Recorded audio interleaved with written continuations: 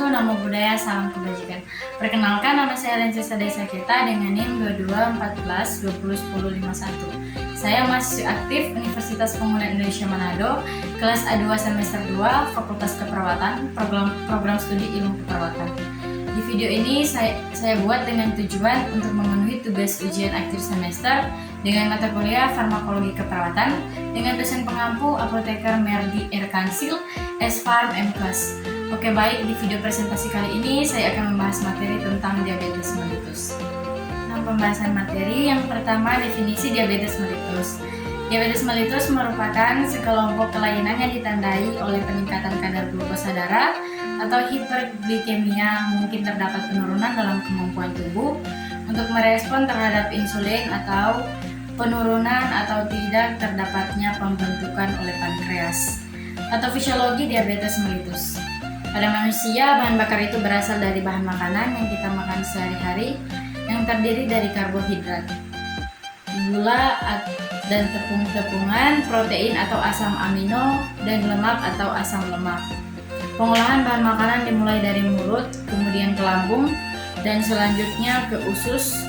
Di dalam saluran pencernaan makanan, asam amino dan lemak menjadi asam lemak.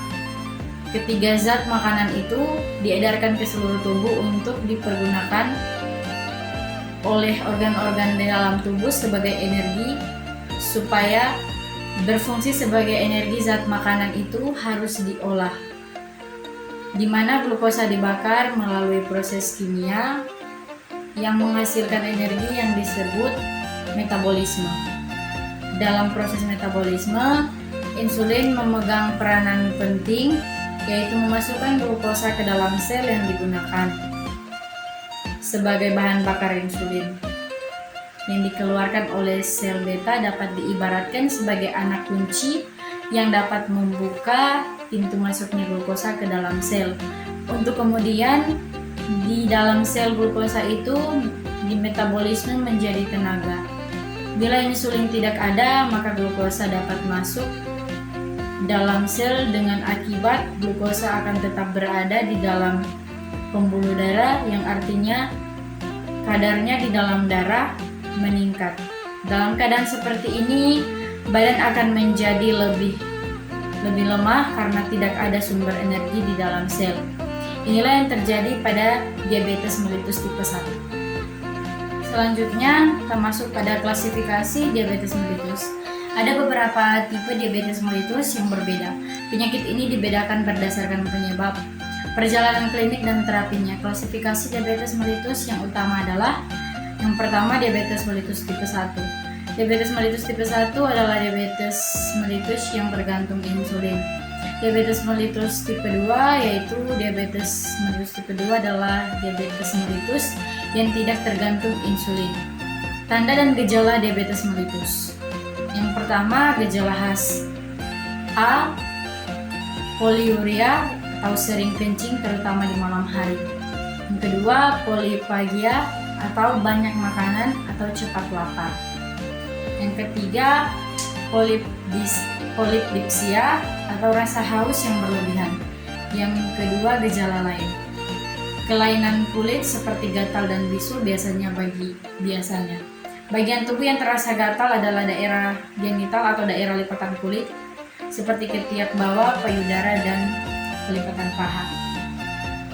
Yang kedua, katarak atau gangguan refraksi akibat perubahan-perubahan pada lensa akibat hiperglikemia.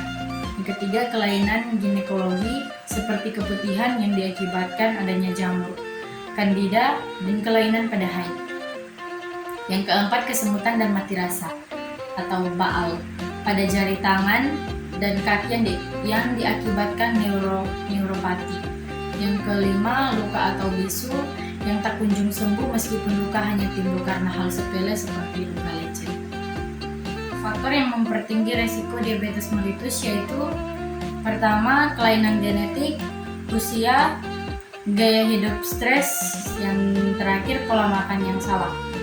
Diagnosa diabetes mellitus. Beberapa parameter yang dapat digunakan untuk mendiagnosa diabetes mellitus adalah sebagai berikut. Yang pertama, seseorang dikatakan menderita diabetes mellitus jika kadar gula sewaktu kurang dari 200 mg/dl. Yang Yang kedua, seseorang dikatakan menderita diabetes mellitus jika kadar glukosa darah ketika puasa lebih dari 126 mg per dl atau 2 jam setelah meminum larutan glukosa 75 gram, menunjukkan kadar glukosa darah lebih dari 200 mg per dl. Yang ketiga, seseorang dikatakan normal atau tidak menderita diabetes mellitus jika kadar glukosa darah ketika puasa adalah kurang dari 110 mg per dl. Materi terakhir, pengobatan diabetes mellitus. Secara garis besar, pengobatan diabetes mellitus dilakukan dengan dua jenis, yaitu non-farmakologi dan farmakologi. Yaitu yang pertama, pengobatan non-farmakologi. A. Latihan jasmani. Latihan jasmani dalam bentuk olahraga menimbulkan penurunan kadar gula darah yang disebabkan oleh karena peninggian glukosa di daerah periferi. Yang kedua, pengobatan farmakologi. Pengobatan diabetes mellitus secara menyeluruh mencakup diet yang benar, olahraga yang teratur, dan obat-obatan yang diminum atau disuntikan insulin. Pasien diabetes mellitus tipe 1 mutlak diperlukan suntikan insulin setiap hari. Pasien diabetes mellitus tipe 2 umumnya pasien perlu minum obat antidiabetes secara oral atau tablet. Pasien diabetes mellitus memerlukan suntikan insulin pada kondisi tertentu atau bahkan kombinasi suntikan insulin dan tablet. Sekian video presentasi saya. Jika ada kesalahan atau salah kata, saya mohon maaf. Terima kasih. Selamat datang di Universitas Pembangunan Indonesia Manado.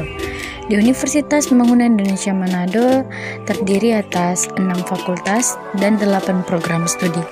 Di antaranya Fakultas Teknik, Fakultas Hukum, Fakultas Fisik, Fakultas Sastra, Fakultas Pertanian, dan yang paling utama dan yang paling favorit di Universitas Pembangunan Indonesia Manado adalah Fakultas Keperawatan. Bagi teman-teman, bagi kakak-kakak, bagi adik-adik yang masih bingung mau masuk universitas mana dan masih ragu-ragu untuk pilih universitas mana, marilah bergabung bersama kami di keluarga besar Universitas Pembangunan Indonesia Manado. Jangan takut, jangan ragu, karena Universitas Pembangunan Indonesia Manado sudah terakreditasi B. Mari juga bergabung dengan torang, apalagi yang teman-teman semua yang ingin menjadi perawat. Bergabung bersama kami di keluarga besar FAKEP Universitas Pembangunan Indonesia Manado. Jangan lupa join ya guys.